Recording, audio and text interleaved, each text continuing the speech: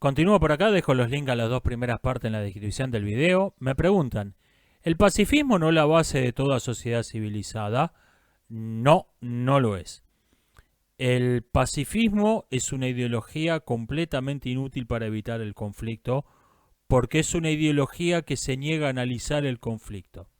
Es una ideología que se niega a estudiar cuáles son las causas por ejemplo, de la guerra.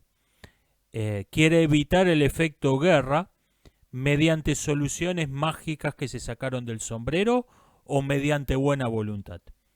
En todas las formas en que ha existido a lo largo de la historia, Motí, el budismo, el cristianismo primitivo, los hippies, el pacifismo ilustrado del siglo XIX, principio del siglo XX, ha sido completamente inútil para evitar el conflicto, ha sido extraordinariamente hipócrita y, y no ha ayudado en lo más mínimo a la teoría de la resolución de conflictos, no ha contribuido en lo más mínimo a la resolución pacífica de los conflictos. Porque vos no podés solucionar un problema que no entendés. No podés solucionar, más, mucho menos podés solucionar un problema que te negás a entender. Que considerás que entenderlo es despreciable, que vos estás por encima del problema. Es absolutamente inútil absolutamente hipócrita y en el mejor de los casos no ha servido para nada, por no decir que ha empeorado los problemas que pretendía solucionar. No tengo la menor simpatía por el pacifismo. Es, repito, es una idea que suena bien. La guerra es mala, vamos a ser pacifistas. Suena bien si uno lo piensa 5 segundos. Si lo piensa otros 10, se da cuenta que es una tontería. Me dicen, ¿se puede considerar a la prostitución un trabajo? Porque tenía intención de debatir esto. No le voy a responder su pregunta, pero este es un modo erróneo de encarar un problema y es el modo erróneo que nos sale naturalmente.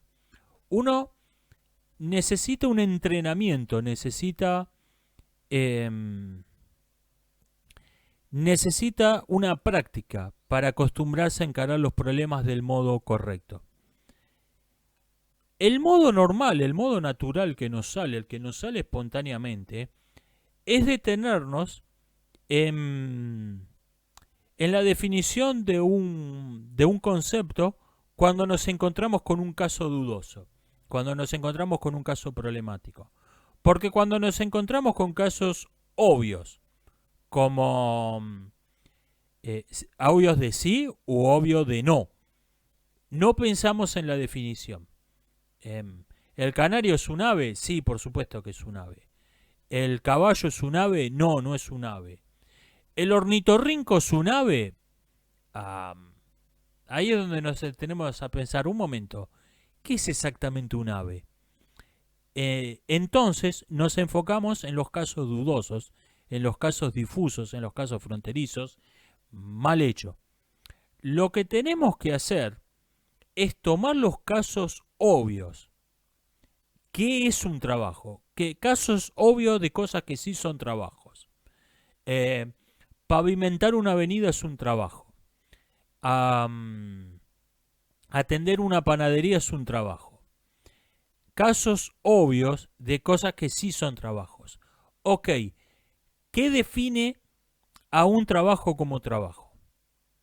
¿Qué define? Necesitamos una definición que abarque todos los casos que obviamente son trabajos y que excluya todos los casos que obviamente no son trabajos.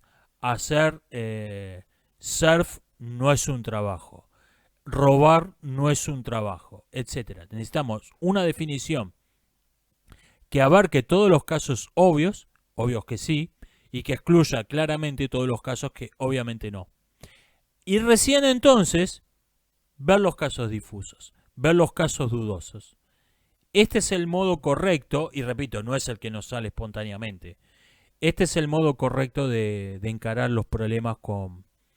¿Es tal cosa un X? ¿Es X un Y? O sea, ¿participa X de la definición de Y?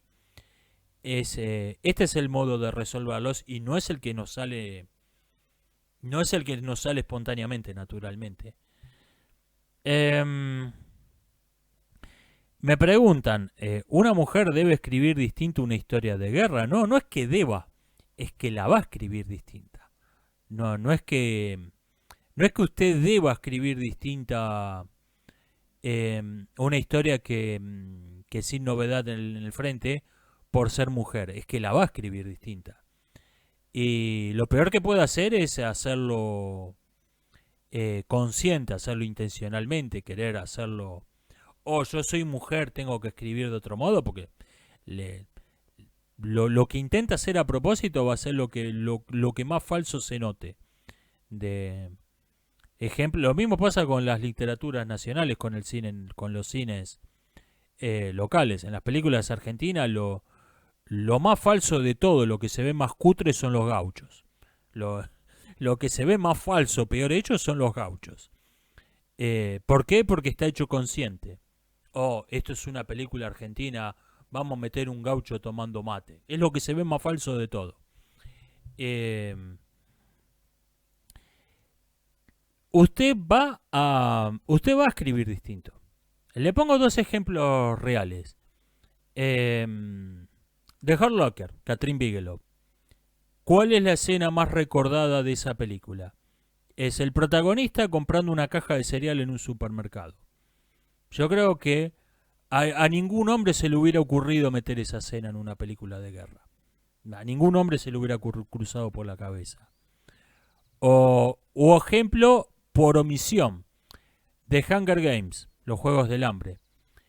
Los dos bandos tienen aviones, los dos o tienen una especie de helicóptero avión, tienen un aparato que vuela de guerra y no hay dogfights, no hay combates aéreos uno contra uno, aunque los dos tienen aparatos que vuelan, aviones, llamémoslo aviones.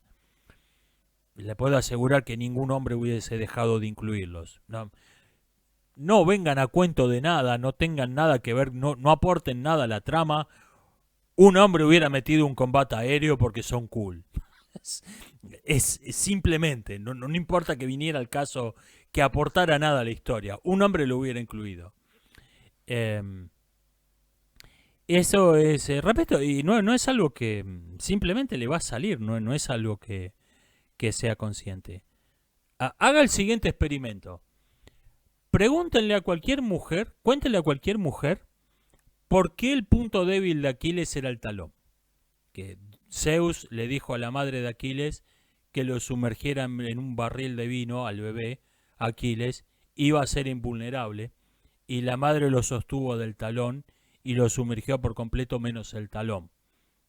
Cuéntenle esa historia a cualquier mujer, su reacción va a ser, habrá sido pelotuda. Que tanto le molestaba, que tenía tan delicada era que no se quiso mojar los dedos. Ah, y ese es un agujero de guión que se le pasó a Homero y se nos pasa a todos los lectores varones, pero no se le pasa a ninguna mujer. Es, eh, es así y repito, esto está en esta serie de cómo escribir personajes femeninos, son una cosa patética. Eh, Me comenta alguien que estuvo viendo uno de esos videos que notó el absoluto desprecio por las mujeres que tenía el autor, disfrazado de miren qué progre que soy. Decía, por ejemplo, no se puede escribir una historia protagonizada por una ama de casa. A Madame Bovary me parece que no está tan mal. Casa de muñecas, un tranvía llamado Deseo, me parece que no está tan mal, ¿eh? Si vos necesitas que meter en tu novela una hechicera que echa rayos láser por los ojos y pelea con espadas medievales, eh, me parece que el problema no es que el personaje de una ama de casa sea poco interesante, me parece que vos sos un escritor poco interesante. Si necesitas recurrir algo espectacular para que el lector no se dé cuenta qué poco interesante que es tu personaje. Y otro, este sí lo vi, donde hacían un videojuego donde estaban Batman y hay un diálogo entre Batman y Gatúbela que los cambiaron.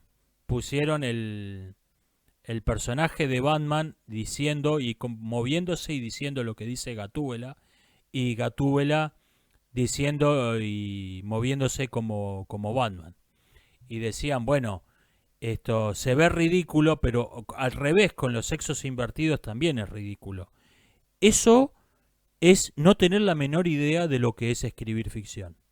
El que dijo eso no tiene la menor idea de lo que es escribir una ficción. Está creído que es simplemente eso se deba a los estereotipos sexistas. Miren, haga este experimento. Pongan esa secuencia. Alguno que sepa editar haga esto. Haga esa misma secuencia. Batman que vuelva a ser Batman. Pero eliminen la Gatúbela y pongan a la Mujer Maravilla. La Mujer Maravilla hablando y moviéndose como Gatúbela mientras habla con Batman. Se va a ver tan ridícula como Batman. ¿Por qué? Porque el problema no es que sea mujer o que sea hombre. El problema es que están fuera de personajes. El problema es que están fuera de carácter. Cuando Gatúbela se está comportando como Batman y Batman como Gatúbela, se ven estúpidos, se ven ridículos porque están fuera de carácter. Bueno, ponga a la Mujer Maravilla hablando y moviéndose como Gatúbela y se va a ver tan ridícula como Batman. Por la misma razón, porque está fuera de carácter. Porque la Mujer Maravilla no habla así, no se mueve así. El que no sabe esto no tiene la menor idea de lo que es escribir. No tiene, y podría hacer un favor a la humanidad, no dé consejos de cómo escribir, porque no tiene la menor idea. Me dicen qué pienso de la idealización de Argentina del 1900, que Argentina fue una potencia y podría llegar a volver a serlo con cierto modelo económico. Yo, para empezar, niego la proposición inicial. El mito que eso haya sido una potencia. Está este mito de que Argentina es un país que venía bien rumbeado a ser la gran potencia del siglo XX y desbarrancó o algo salió espantosamente mal en algún punto del camino. Yo rechazo esa interpretación de los hechos. Esa sociedad se construyó negando la realidad histórica, negando la realidad cultural, negando la realidad económica del país. Por eso puse a Buenos Aires, a la Buenos Aires de 1880 a 1939, digamos, la puse como ejemplo de ciudad parque temático, porque fue un proyecto de país que se creó negando el país. Fue un proyecto de país que se creó, preste la atención a términos como conquista del desierto. Se creó en la idea de acá no hay nada. Acá no hay nada, esto es un terreno baldío y vamos a construir un país desde cero sobre la nada. Ese proyecto estaba inevitablemente condenado al fracaso desde el primer día. No es que algo malo pasó y se desviaron del camino. No, el camino llevaba al desastre. Así que rechazo el primer postulado de ese discurso. Y voy a ir cortando por acá, nos estamos viendo. Hasta la próxima. History is what happened, not what we wish had happened or what a theory says should have happened. One of the reasons for the great value of history is that it allows us to check our current beliefs against hard facts from around the world and across the centuries. But history cannot be a reality check for today's fashionable visions when history is itself shaped by those visions. When that happens, we are sealing ourselves up in a closed world of assumptions.